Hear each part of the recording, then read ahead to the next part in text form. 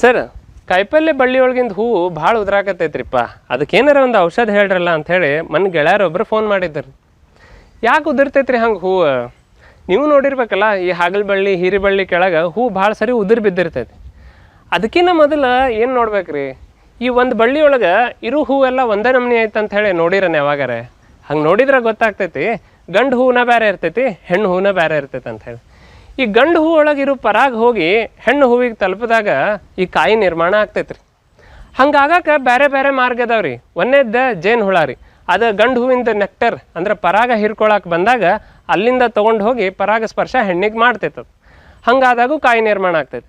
ಅಕಸ್ಮಾತ್ ನಿಮ್ಮ ಬಳ್ಳಿ ಹಾಕದಲ್ಲೇ ಭಾಳ ಜೇನು ಹುಳ ಇಲ್ರಿಪ್ಪ, ಅವಾಗ ಏನು ಮಾಡ್ಬೋದು? ಮನೆ ಗಾರ್ಡನ್ದಾಗ ಅದು ಮಾಡಿರ್ತೀರಲ್ಲ, ಅವಾಗ ಈ ಪೇಂಟ್ ಮಾಡೋ ಬ್ರಷ್ ಇರ್ತಾವಲ್ರಿ, ಅವಾಗ ಗಂಡು ಹೂವಿಂದ ಹಿಂಗೆ ಮುಟ್ಟಿಸಿ ಹೆಣ್ಣು ಹೂವಿಗೆ ಮುಟ್ಟಿಸಿದ್ರು ಕಾಯಿ ಆಗೋ ಚಾನ್ಸ್ ಇರ್ತೈತಿ.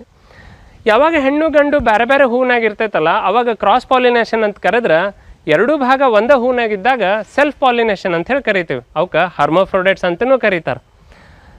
ಇನ್ನು ಔಷಧ ಹೊಡೆಯಬೇಕನ್ನೋದಾದ್ರೆ ಯಾವಾಗ ಹೊಡೆಯೋದ್ರಿ? ಸಾಧ್ಯ ಆದಷ್ಟು ಬೆಳಗ್ಗೆ 11 ಗಂಟೆ ಒಳಗೆ ಅಥವಾ ಸಾಯಂಕಾಲ 4 ಗಂಟೆ ಮೇಲೆ. ಯಾಕ್ರಿ? 11ರಿಂದ 4ರೊಳಗೆ ಈ ಜೇನು ಹುಳ ಭಾಳ ಓಡಾಡ್ತಿರ್ತಾವ್ರಿ, ಅವಕ್ಕೂ ಧಕ್ಕೆ ಆಗಬಾರ್ದಲ್ಲ. ಇಷ್ಟೆಲ್ಲ ಸೂತ್ರ ಇದ್ದಾಗ ಈ ಸೂತ್ರ ಬಿಟ್ಟು ಬರೀ ಗಾತ್ರದ್ದು ಹಿಡ್ಕೊಂಡು ಹೊಂಟ್ರೆ ನಮ್ಮ ತಲೆನ ಜುಟ್ಟು ಬೇರೆದವ್ರ ಕೈಯಾಗ ಕೊಟ್ಟಂಗೆ ಆಗ್ತೈತಿ.